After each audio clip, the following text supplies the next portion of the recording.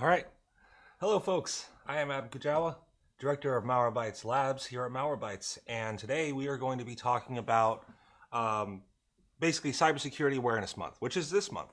All right. In Cybersecurity Awareness Month, every single week has a theme, and that theme is something involving cybersecurity, basically. So we can take a look down here at my chart or my whiteboard of amazingness.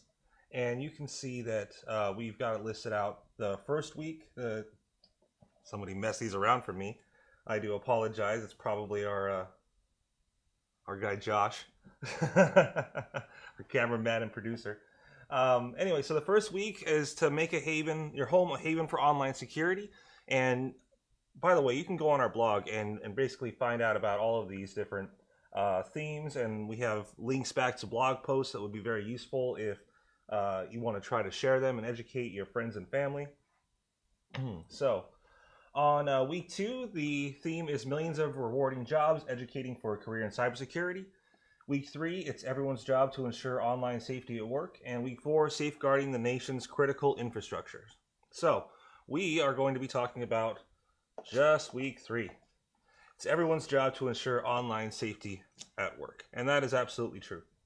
And so to do that, we're going to be talking about quite a few different topics here, including, basically why these attacks happen, what you could do as a company to secure your data, secure your systems and your endpoints, as well as secure your employees. So, first of all, why do these attacks happen? Why are businesses targeted at all for cyber attacks? Now, this seems like a really simple question to answer. And it is. It's because businesses are, first of all, networked. You've got a whole lot of systems combined together, making attacks really effective when you're able to actually breach the network and traverse through it. There's more money to be taken, basically.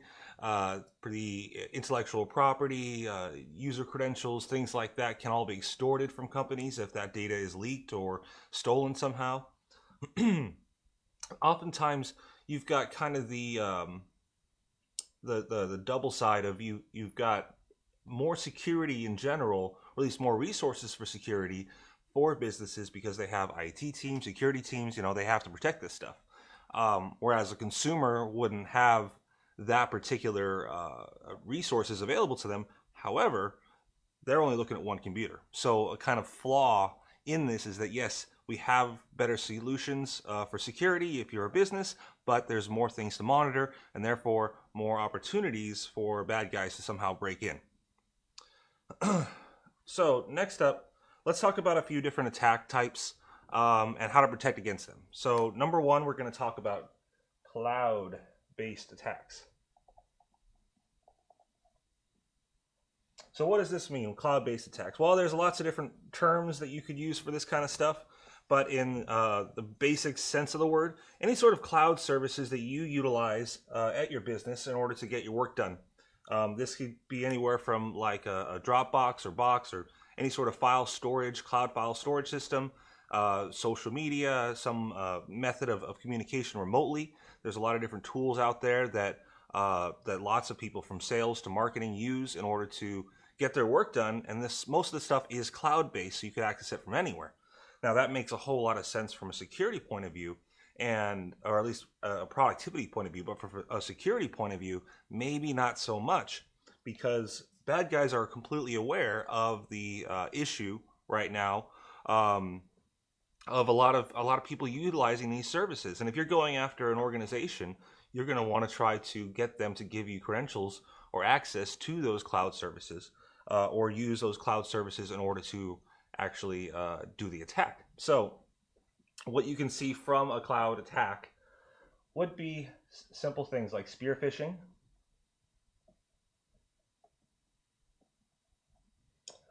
getting an email from the provider asking for a password reset, and maybe even a file to be downloaded. I mean, this is common malicious spam stuff. It's not entirely outside of the realm of possibility. You must also have social engineering issues, as in you might get a phone call from someone claiming to be there we go, claiming to be someone from a particular cloud service, saying, hey, you need to reset your password or your bill's due or blah, blah, blah. The key here is to be completely aware of these threats and know how to deal with them. So in order to protect yourself from these kinds of threats, we recommend, first of all, any cloud service you use two-factor authentication. A big old 2FA. Okay? Now that is so important. And you know what? A lot of services these days don't offer this. More and more are, which is great. You know, cloud service is fantastic. And two-factor authentication is fantastic. So you got a phone, you got anything like that, you can use it in order to have additional security added to your account. If you are a company that has access to cloud servers and your employees do as well, make sure every single one of them is allowed to use two-factor authentication. Otherwise, it makes it a really juicy target. The next thing is kind of limiting the access to what information is available to whom. Back when I worked for the government, this is something that was just commonplace. But today in corporate America, and you often see things like anybody having access to whatever they need. And that makes sense, especially if you're a small organization. But the larger you get, the more you have to section this data, the more you have to limit the access that everyone has, because the data becomes harder to track, harder to keep, secure. So we recommend that if you have 15 employees who do not need access to all of your customer billing information, maybe don't give them access to it, because any one of those employees could get compromised, and then their account access can be used in order to steal that data. And finally, encrypt. I mean, there's lots of other things we could spend an hour talking about how to stay safe from this kind of threat. We got to move on. But for the most part, encrypt. If you have a password manager, if you have a cloud service that's backing up files, encrypt all of it. Make sure you use ones that use heavy encryption, that even the creators and the owners of the business that you are using, of the actual cloud service, cannot access it. There are a few services out there that claim they can do this, so I would recommend doing your research. I'm not going to make any recommendations, but as long as you find a provider that encrypts and that can keep these things secure even from their own employees, then you're good. So moving on from talking about cloud attacks, and this actually doesn't completely move on because we're still going to be talking about malicious spam here. And what malicious spam is, for those of you that may not know, it's basically phishing attacks, talking about how we get emails that say, we're from this, we're from that, download this file, click on this link, give us your password, let us infect you, we're actually very friendly people. That's what a lot of these emails say. For businesses, you have the unfortunate side effect of dealing with both the kind of spam junk that a lot of users get and how a lot of malware is distributed, like Emotet and a lot of different kinds of ransomware in the past. But you also have to worry about spear phishing emails. So spear phishing, for those of you that don't know, is, and I do apologize for my terrible handwriting. I'm not a doctor, but I should have been. So spear phishing basically is like regular phishing, plus something that is more alluring, something that is personal. So we'll put plus personal info. And this doesn't necessarily have to be personal info. I've seen cases where spear phishing attacks have been for pay increases for the year, holidays, etc. Once again, I apologize for my terrible handwriting. There we go. Holiday.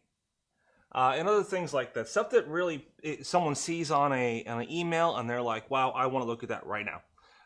So it could be that, like I said, a pay chart for next year. What are you going to be making next year? Especially if you work in the government and you've got these regular pay scales.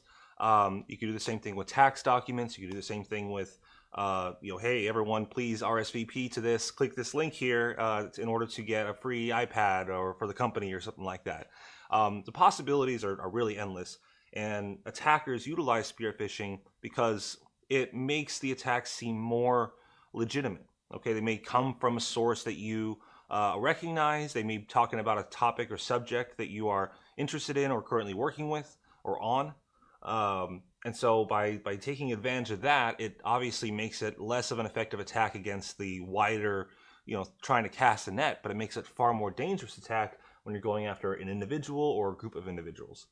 And a lot of this information that's used in these spear phishing attacks isn't just pulled out of the air. I mean, social media, other documents, the website itself of the company could be another way in which these attackers are getting information.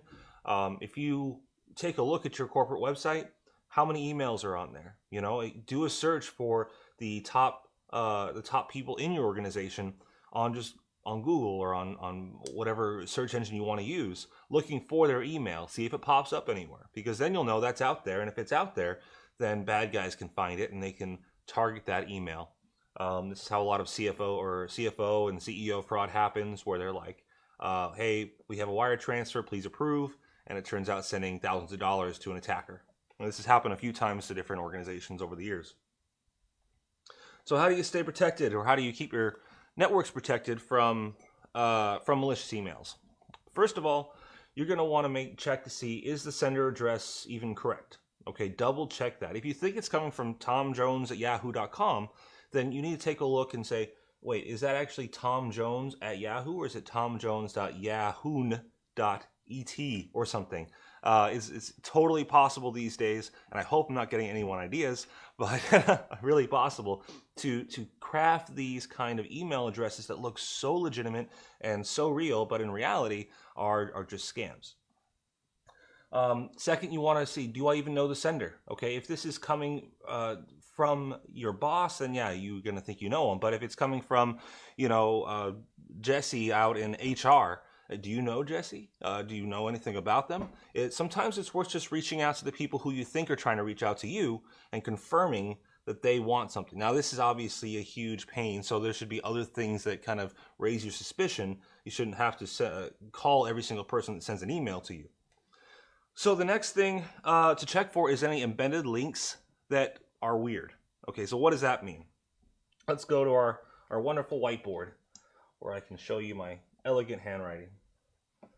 And so let's say you've got an email message, right? Let's just say this. Hi, please click for money. I mean, they're far more sophisticated than that, but honestly, if you go back in time, they're not all that different. And this is a link, okay? So you just hover over this link with your mouse, and on the bottom, usually you can see, what's the URL? Where is it trying to go to? Bad guy. That's my go-to domain, badguy.com. So yeah, you hover over this, it shows you, oh, I'm going to badguy.com. I don't want to go there. Now this is kind of a simple example. What if the same thing happens? However, I'm going to use a different marker for this. It says some random link, like I don't know, eBay / blah blah blah blah blah. So I mean, regardless, this all looks legitimate, and it's still a link. Okay, so the attacker expects for the user to go and click on this, thinking that eBay.com is the actual domain of where it's going. But if you hovered over this, it would still point back to badguy.com. So always check links before you click on them inside of an email. They don't happen often enough to be an issue where every single second you're going to have to be checking links. All you have to do is hover over them, and it'll give you some idea of where it's going to be going. If you don't recognize the domain, if the email says that it's coming from a legitimate service, but the link says something else, don't trust it. Maybe talk to a security person. Moving on. The other thing you need to look out for is basic things that you see in a lot of phishing attacks. This is spelling errors. This is, weird grammar, the way that the punctuation, even the spacing of documents. Honestly, over the last few years, a lot of these things have become incredibly sophisticated, incredibly realistic. I've seen phishing attacks that look exactly like you would see from an official organization, coming from an email that looks incredibly official, and the only way I knew that it was not legitimate was because I hovered over the link and it said something other than what I expected. And I mean, it's that difficult sometimes.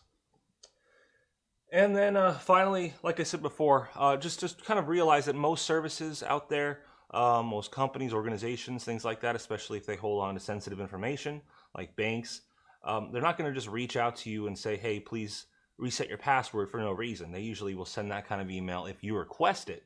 And then the email itself will say, if you didn't request this, please click here. And, maybe somebody's trying to break into your account. So just double check, it's worth taking some time to just make sure that you're not going to be clicking on or entering credentials for anything that you aren't 100% sure is secure. So let's go ahead and move on. Let's talk about instant messaging security. Now, all this stuff is kind of outside of the realm of what we normally talk about, but in reality, if you're thinking about businesses, you're thinking about operational security, you're going to want to make sure that, you're going to want to make sure that everything from not just your endpoints, but also how your employees communicate with each other are secured. And that means that using some kind of, over-the-counter, non-encrypted, non-secure messaging app is not ideal. If your primary method of communication between your employees is like a cell phone call or a text message, those things can be intercepted. Those things can be collected, not just by government organizations and whatnot, but by actual attackers. They can clone your SIM card and actually pretend to be you in some cases. So you need to go a step further than that, all right? More than text messages. There are lots of apps out there that utilize end-to-end encryption. WhatsApp is one that I know, one that I use. I know there are other ones, and probably far more secure ones as well, but that one's kind of easy. So make sure you want to look into those. In addition to that, the actual devices that your employees are using to communicate with each other, like their phones, if you have the resources for it, provide company-owned phones or devices of any kind. That way you can ensure that these phones are up to par as far as security goes. They have their latest updates, they have all the security software you want on them, and they're only used for official use. Okay, so it's less likely you're going to see a bunch of games or things like that popping up on these phones. If you do have a phone policy, that should probably be on there. Do not install games. So another thing to worry about or think about when it comes to this kind of end-to-end encryption communication stuff, do your employees even know the importance of this? It could come down to them not realizing that just by texting someone a password or the account number for your company's bank, they are potentially putting your entire organization at risk because that information is not very well secured. So make sure that you communicate with your company, with your employees, and tell them the importance of making sure you use some kind of encrypted messaging service, of being careful about what they write and what they send to each other. And then, of course, this is kind of outside of this scope a little bit, but at the end of the day, we want to worry about what they post on social media as well.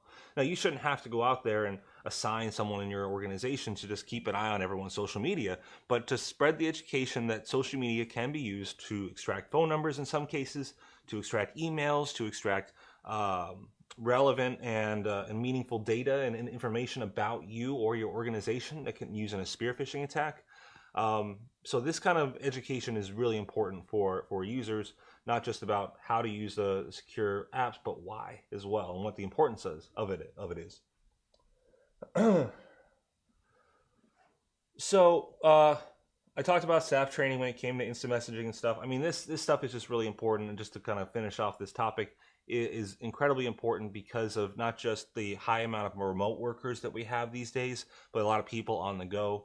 I work out of our headquarters here at Malwarebytes, but I'm traveling a lot, and I have my phone with me. I need to communicate with my team members or my boss or anything like that on the fly, and while I'm flying sometimes. So it's just incredibly important to know and spread the information around about securing this kind of communication. And then finally, the last thing I want to talk about as far as securing things go are remote workers, because we already kind of mentioned remote workers.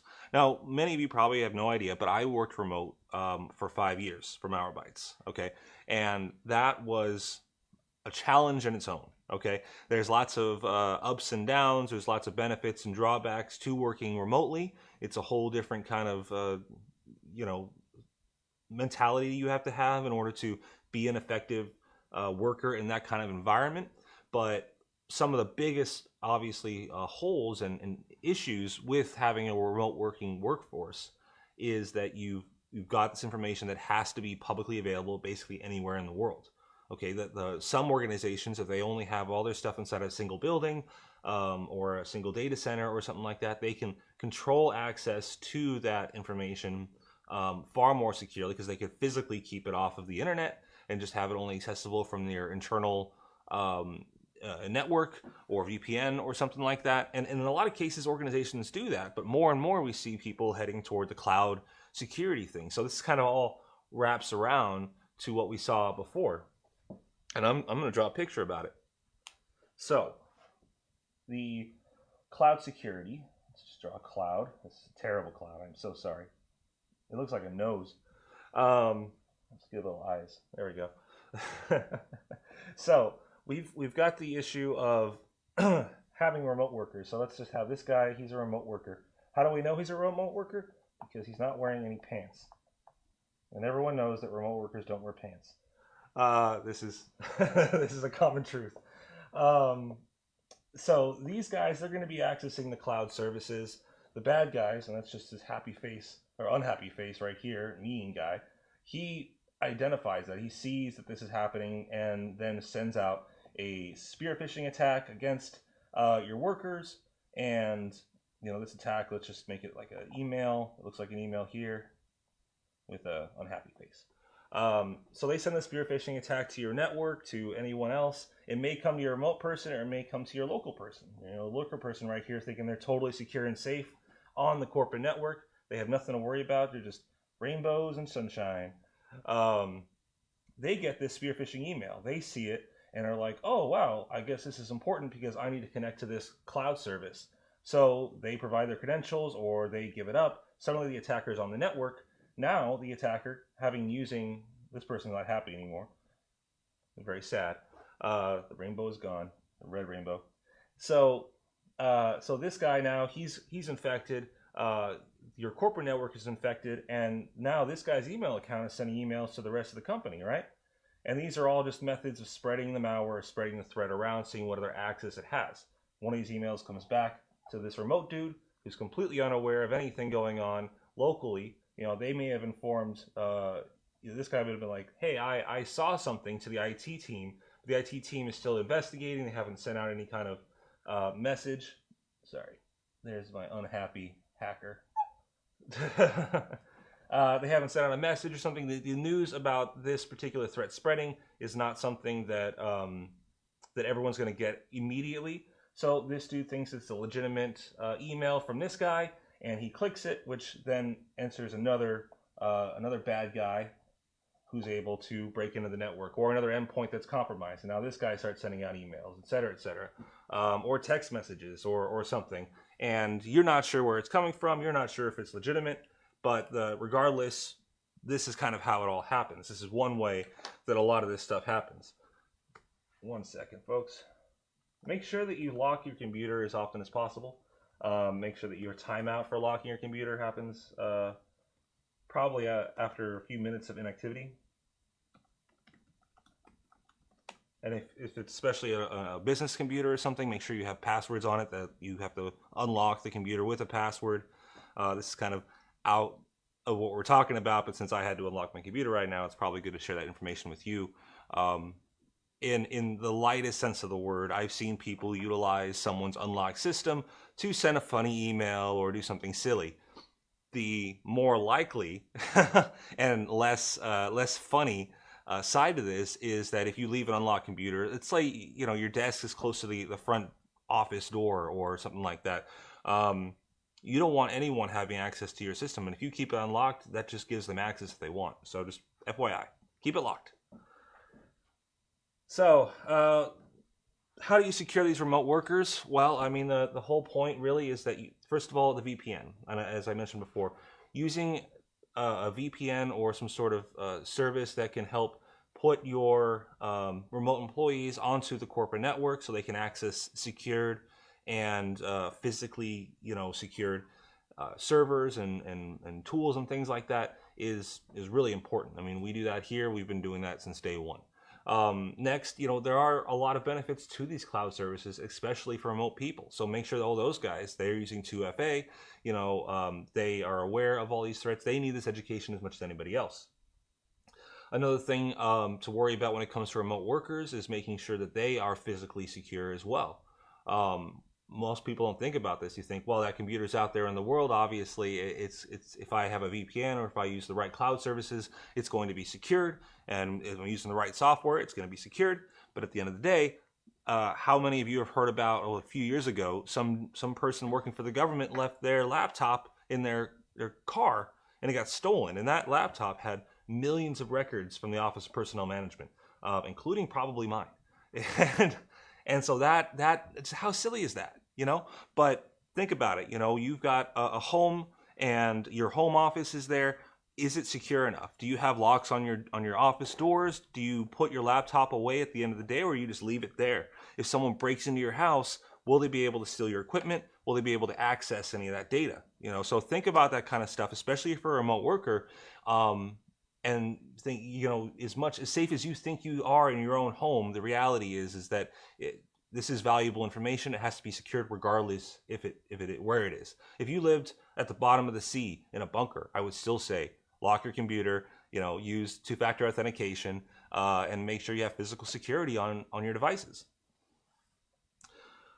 So let's stop talking about attacks and start asking questions of ourselves, okay?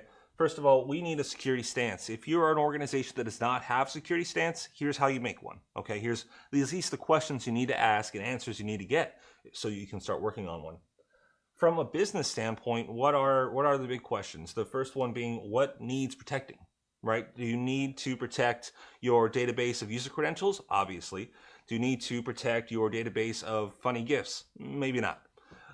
So knowing exactly what information is out there and what information needs to be protected more than others is the first place to start. All right, secure those user credentials, secure that confidential information, more so than anything else. Okay, at the very least, even if you do get breached, a bad guy's going to have a harder time breaking through that security. So let me do a little picture of this, because I really like this topic personally, and I'm not sure how much time we have left, if we have any time left, or if anyone's there watching, but I hope you are. So this is a concept that I haven't explained in a while, but it is incredibly important. Here's your network, okay? Let's say here's your personal info, right here.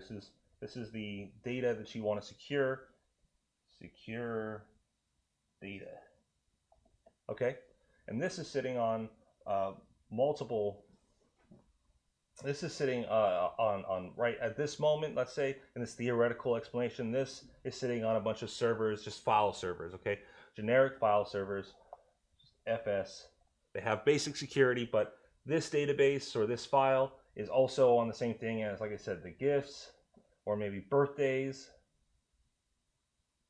things like that. I mean, stuff that isn't really important, okay? So when a bad guy attempts to break into this network, whatever method they use, they go straight here, they break into this file server, suddenly, yeah, they don't need that, yeah, they don't need that, and they take your secure data, okay? So this is an issue that is easily fixed. Well, maybe not easily, but can be, and this is how you do it, okay? Let's start off with the bad guy, right here. Mr. Bad Guy, weird face, tries to attack a network, okay? Now, your network doesn't look like that before. Your network doesn't just have a single file server or anything like that. You've got multiple. Okay, so here's like the web server. Let's say they use a SQL attack and somehow break into your web server and then are able to traverse through your internal network that way, or to your border router and into the network. So this is the network. Okay, now, if the user, if the attacker wants to gain access to whatever is out there, the base network, let's just make this kind of this is the network, this is all the connection. Here are devices on the network, these are computers, these are laptops, these are phones, and this big one right here is a file server. Okay, this file, oops, I can't hold on to this pen, I apologize. It's too slippery. So this file server, it has the gifts, it has the birthdays. You can make another file server over here, and this has other information that really isn't relevant to, holidays, things like that. Stuff that is not proprietary information, stuff that doesn't need to be secured. Now, where is your secure information at this point, and how do your users access it? Well, your secure information, let's say, is off of one of these nodes here, where you've got, oh, you guys can't even see that, can you? Maybe. Anyway, you've got an additional file server that's connected to additional security, like another router or a firewall or something. And behind this is a gate.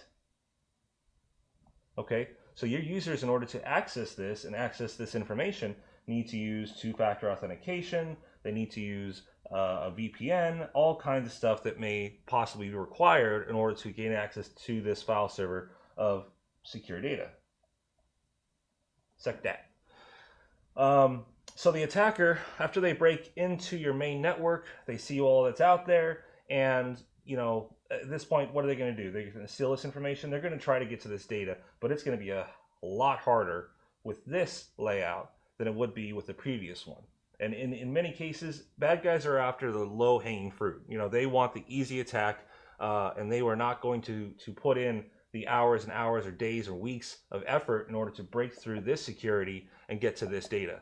All right, so segmenting your data is incredibly important when it comes to keeping hackers away from it. And I think that's something that a lot of organizations are still trying to figure out. Probably one of the reasons that we see so many breaches over the last few years is because this concept is not followed. This concept is just foreign to people. Segmenting data, segmenting information, and segmenting access. I mean, this all sounds like it's real overly paranoid stuff, but at the end of the day, would you rather be the person who's overly paranoid right now and make sure all their data is secure and their customers are happy, or be the guy who doesn't care about security right now and then has to deal with it in a rush after all his customers have left because he let his data vanish, right, or be breached? What kind of damage could the threats do? That's another question we have to ask ourselves. If you get breached, is it what's the fallout from this particular kind of attack? And do I have the right technology to protect my data? So at this point, look at the potential avenues of entry for your organization. Is it through your users? Is it through your border router or your web server? Are you running a database online? Is there any access at all into your internal network from the outside? And if there is it monitored? Is it secured? So after you identified what data needs to be secure, what could happen to that data if an attacker gets their hands on it, then you have to decide, do you have the right tech to protect that data? And then finally, should you expect your employees to help you out in mitigating these risks? This is an important concept too, because like I said, we talked about malicious email, we talked about spear phishing, and social engineering in general, but it's the primary method of spreading malware these days is to basically, instead of breaking through the security of a network, which sometimes is easy because of vulnerabilities or misconfigured servers and things like that, but most of the time it's through the bad guys who are just sending an email to one of your employees, and your employees clicks on a link or opens a file, game over. Okay, so including your employees in your security plan is just as important. All right, you can't just have your 5 IT guys or 2 security people or whatever you have as the only people monitoring and looking out for attacks. Every single person or organization today needs to keep an eye out for those things. And hopefully some of the stuff that we mentioned when talking about how to recognize a malicious email will come into play. So let's ask ourselves some technology questions. What area of my security posture are not well protected? So like I mentioned before, you need to identify what data needs to be secured, how to secure it, et cetera, et cetera. But is there anything else? Is there any other way to get into your network? Hire a pen testing company or do your own audits or something like that. Make sure that if the least open, the least obvious entry into your network is closed. Because like I said, bad guys, they like low-hanging fruit. And if they see that you haven't updated your SMB server so that you can get hit with the Eternal Blue exploit, or you have a vulnerability in RDP that you haven't patched or secured in some way, and attackers use it to install SamSam ransomware, I mean, this kind of stuff happens all the time. And do you have the right tools to deploy this protection is another thing as well. So asking yourself all of these questions and getting answers to them, at least for yourself, before you even go to the point of looking for a security vendor to help you out is ideal, because then you can go to them and you can say, this is what I need to protect. These are the attacks I'm worried about. Can you help me with that? And a vendor can come back and say yes or no, or whatever they say. Regardless, you know what you're asking. And then finally, just a couple other quick questions as to the severity of why you need to do this. What could the damage be to my reputation, for my company, for my employees? Are my employees aware of these threats? Are you doing enough to spread around information about threats that may be targeting your employees, especially for whatever industry you're working in, or just general kind of security information?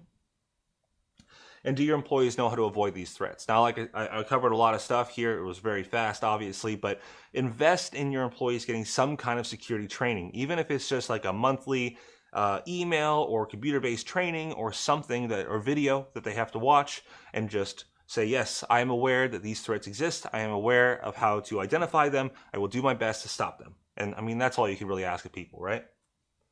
So let's wrap all this up here. As I told my producer Lily wants me to wrap up. First of all, attacks are going to constantly evolve, and that's never going to change. As the security industry does more to protect users, the bad guys do more to attack users or come up with new methods of attack. And like I said before, the primary method of spreading is through email, which requires a heavy amount of social engineering, requiring the user to actually believe that something is legitimate in order to infect their own network. So education is so vitally important today and tomorrow when it comes to these kind of threats. And then, if you can, please share this video with your friends and family. Like I said, this is Cybersecurity Awareness Month, and Malwarebytes, we call ourselves champions of this cause because we think it's so very important to bring awareness. So please share this with anyone you can, and if you have any other questions or stuff, please write them in the chat right now. I'll be doing a little bit of Q&A. Excuse me. And I'll see what I can do. But in the meantime, I mean, thank you guys for watching so much. And please, like I said, spread this around. If you guys like to see this kind of content, please also comment that on our Facebook page or Twitter, whatever you want. Please educate us more, Adam, and I would be happy to do that for you guys. So, question time. Can VPNs actually protect you from malware? This is a claim that I've heard a lot from a lot of different places. I know that VPNs are kind of having a big time right now as far as selling goes. A lot of the videos that I watch on YouTube or commercials that I see or something like that, oftentimes some VPN service will come up and saying, we can protect you from malware, we can stop the security attacks, or the cyber attacks stuff. There is some truth to that, and then there's not, okay? First of all, a VPN does one thing, and that allows you to basically connect through a tunnel to another computer, pretending to be someone else, okay?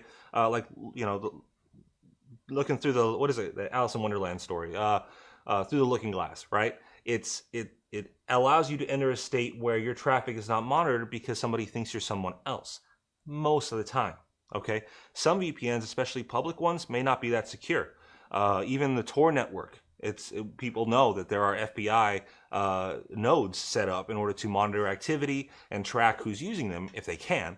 And the same goes with other VPNs, especially the public ones. They're used by a lot of people. If you're trying to do something with them that may be,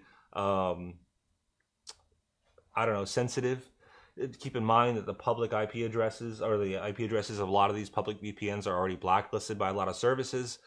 So don't do bad things, and maybe use a paid one. That's what I recommend.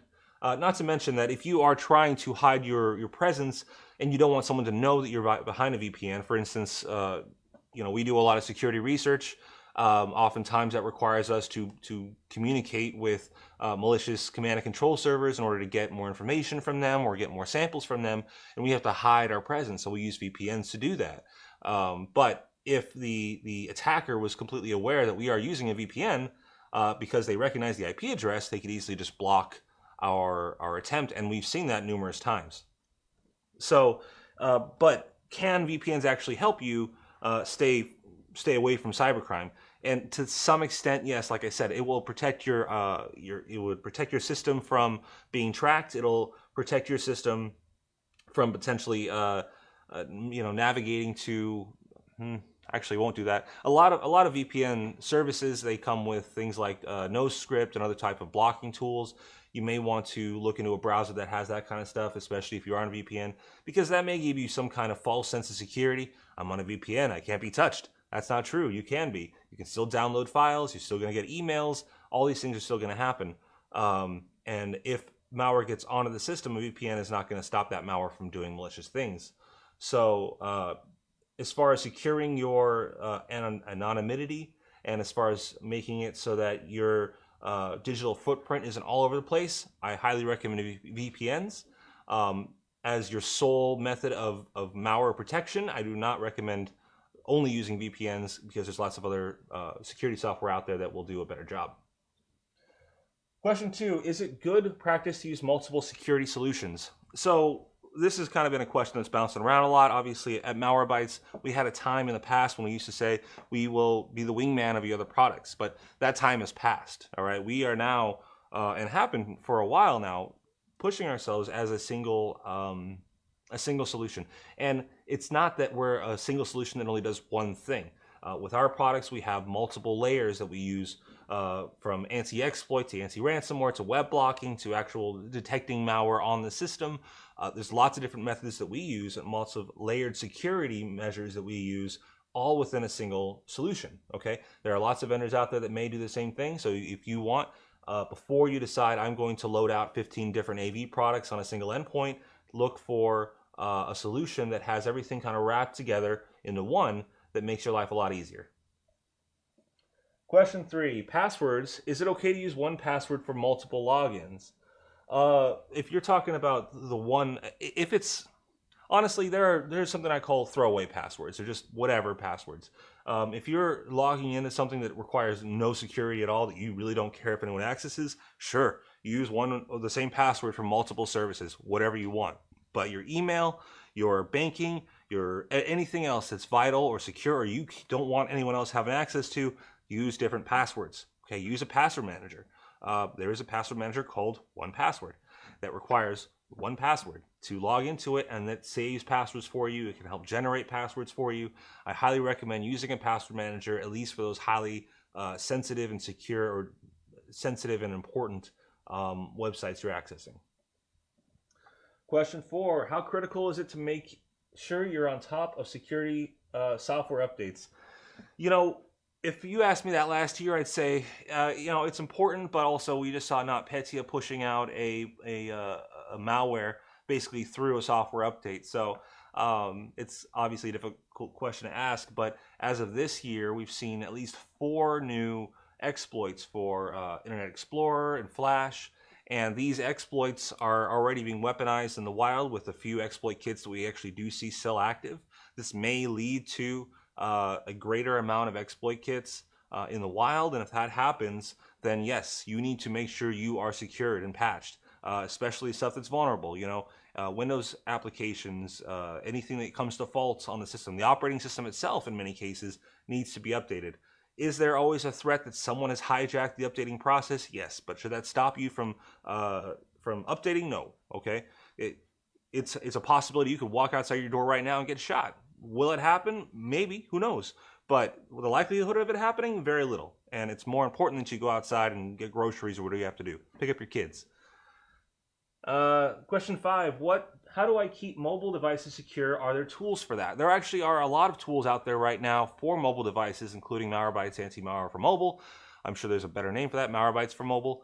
There's other solutions as well. Anything that blocks scripts, anything that monitors for malicious traffic, anything that even stuff that stops scammer calls. Because if you live, especially in the US, I'm not sure how it is in the rest of the world, but in the US, we have just been bombarded by scammer calls this last year, just all the time. And coming from area codes that you think you recognize, or phone numbers you think you recognize, kind of the same thing as the spear phishing attack. Okay, San Antonio's area code is 210. My area code is still 210, even though I live in California, right? So I will get calls from a 210, the same 3 numbers of the first part of my phone number, and then something else, and it's a trick to make you think that this is a legitimate caller, that it's from somewhere you know or you trust, it's local, it's not some scammer, and you pick it up, it's a scammer. So just keep that in mind, that there are more options out there now for actual call blocking of known scammers, so I would investigate those as well. What are the recommended frequency in backing up your stuff? It depends on the stuff, honestly. If it is something that is vitally important that you will seriously be unhappy if you lose, back it up as often as possible. Every day when you finish your day, back it up. Do a check to make sure it's not infected or there hasn't been some modifications to it, and you can upload that pretty much as soon as you're done working on it for the day. For things that don't really matter, but you still would be kind of bummed about if you lost, like personal photos or a letter or email from someone you like, it doesn't really matter. Backing those things up maybe once every couple weeks or maybe once a month, maybe. And doing incremental backups for that kind of stuff rather than completely overriding these things, because there's stuff that's not going to be changed over and over again. So you're going to want anything that you do modify or add to just be added instead of completely uploading all the files over and over and over again. What's the best way for businesses to secure their networks? I thought I just talked about that. That was kind of the point of this whole thing. So the best way to secure the networks, honestly, security solutions that you trust, education of your employees so they know what to look out for and they can help you in remediating the risk that you have to your organization. Making sure that you do things like segmenting data, segmenting access to data, and putting that really important stuff in a place that's even harder to get to than the easy stuff.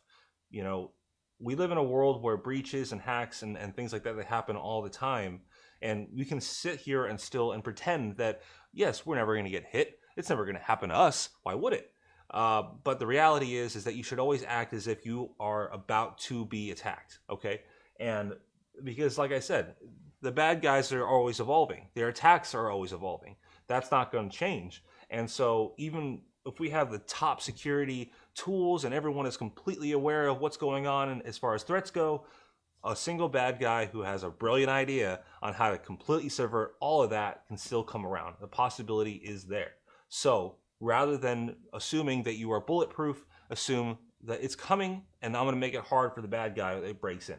And you can send them down a rabbit hole into a server that's full of nothing but junk or something terrifying. I don't know, whatever you want, in order to just kind of mess with them if you really wanted to do that. Otherwise, like I said before, just segmenting that really secure information onto a separate layer of security beyond the other stuff. You don't need usually as much space to do that. You don't need the investment you would to secure your entire network for that small thing, but it would require a few extra resources, but I promise you it's worth it. And then, how can I protect a server from a DDoS attack? Okay, so a DDoS attack, and let's go ahead and use the whiteboard real quick. Probably the last time for today. I hope you guys have enjoyed my drawing. I know I'm not the best artist, but hopefully I'm able to get the concepts across. If you would prefer me to just use PowerPoint slides next time, then just let me know.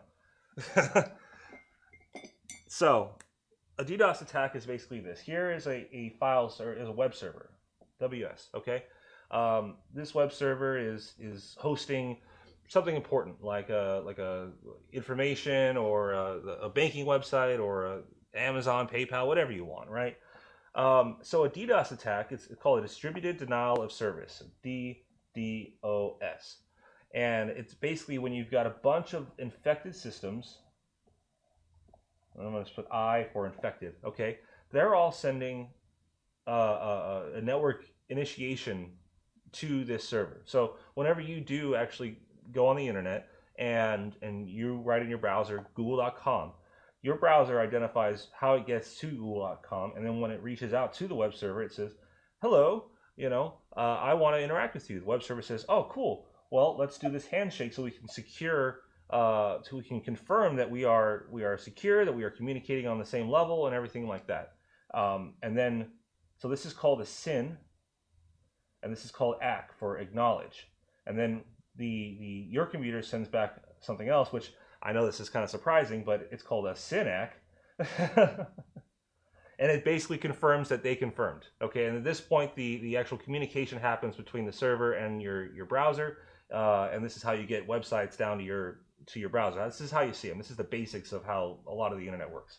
Okay, but a DDoS attack, what happens is that you've got this SYN, and it's happening from a lot of different systems. I mean, more than 4. Think about like times 100 these systems, and you've got a real nasty DDoS botnet. So what happens is that these systems send out these SYN packets saying, I want to initiate a conversation. The web server says, okay, cool. And he sends back an ACK. And he does that for every single one. But here's the tricky thing, okay? When the browser, the actual infected system, is supposed to send back a SYN-ACK to confirm that we can open up a conversation, it doesn't send back crap, okay? It just completely cuts off communication. Meanwhile, the web server is like let's say that these are all the slots this web server has for outward communications with other servers or other computers, right? All of them are filled up because all of these systems are saying, hey, I want to communicate, but they're not initiating the actual communication. So it's all just kind of stalled. And this runs up the processing speed, the amount of resources being used, and really puts a lot of heavy strain on the processor as well as the network itself. And a lot of times it results in this web server going down and crashing. Okay, so that's what a DDoS attack is, for those of you that may not have known. And the way to stay protected against it, the most common way is that whoever you use for your internet or your hosting, a lot of times they have some sort of DDoS protection that, and I don't remember the exact term, so please forgive me, but it basically distributes the traffic coming in through multiple servers, okay? So to show that on here just real quick,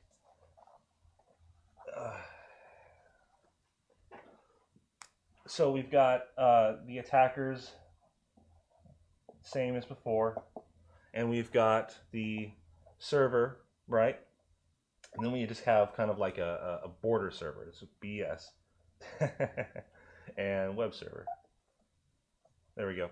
So when these attackers go to the IP address, I think it's this web server, it comes to this guy right here. This guy says, okay, well, you know what? This is a lot of traffic that's trying to go directly to this dude. But luckily, we've got 3 or 4 other servers that are also waiting to take the traffic. So it distributes this load to different kinds of servers, and therefore the DDoS attack is not as effective at overloading one server when it's distributed through a lot of different systems. So this is oftentimes a lot of ways how it works. I know there's far more detail before you go in there and completely yell at me about not getting this perfectly right. It's kind of the basic concept. It's just distributing the traffic so it's not all being dealt with on one system. And then let's see, what is the difference between Malwarebytes Premium and the free edition, and how reliable would it be to start recommending the product to my colleagues and friends?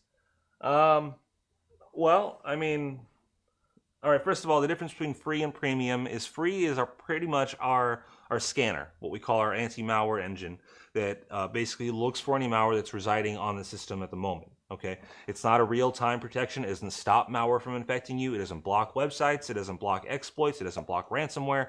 It only looks for stuff that's already on there. So a lot of people in the past have used it as mainly a remediation tool. But the reality is that we've gone far past that, to the point where you don't need to just use this as a remediation tool.